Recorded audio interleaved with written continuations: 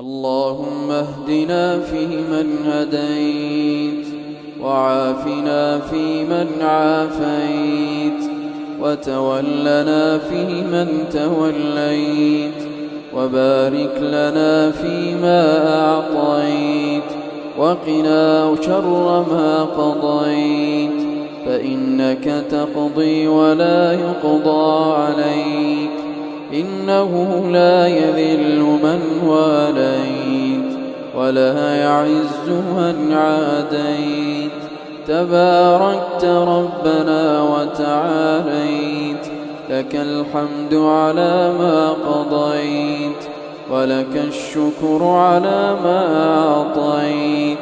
نستغفرك اللهم من جميع الذنوب والخطايا ونتوب إليك.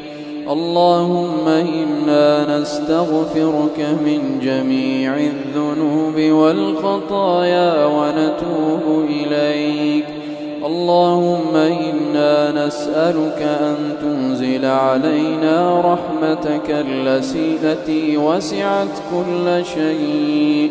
اللهم أنزل علينا رحماتك، اللهم أنزل علينا رحماتك.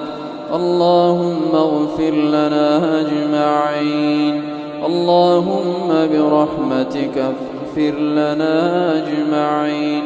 اللهم إنا نسألك أن تغفر لنا أجمعين. اللهم وفقنا لقيام ليلة القدر، اللهم وفقنا لقيام ليلة القدر، اللهم وفقنا لقيامها على الوجه الذي يرضيك عنا. اللهم اجعلنا ممن يدركون الشهر وقد غفرت لهم، اللهم اجعلنا منهم، اللهم اجعلنا منهم برحمتك يا أرحم الراحمين.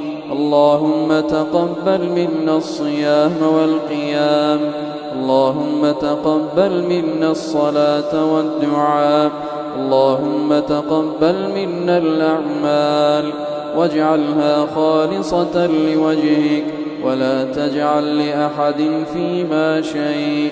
اللهم إنا نعوذ بك أن نشرك بك شيئا ونحن نعلم، ونستغفرك لما لا نعلم. اللهم إنا نسألك من الخير كله عاجله وآجله، ما علمنا منه وما لم نعلم، ونعوذ بك من الشر كله عاجله وآجله، ما علمنا منه وما لم نعلم. اللهم لا تدع لنا ذنبا إلا غفرته، ولا هما إلا فرجته، ولا دينا إلا قضيته، ولا مريضا إلا شفيته.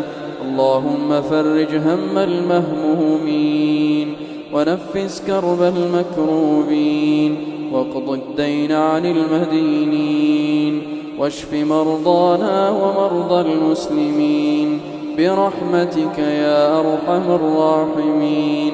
ربنا آتنا في الدنيا حسنة، وآتنا في الآخرة حسنة.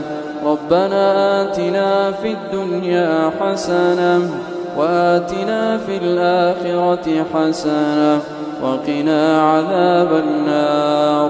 اللهم صل على محمد وعلى آل محمد، كما صليت على إبراهيم وعلى آل إبراهيم في العالمين إنك حميد مجيد.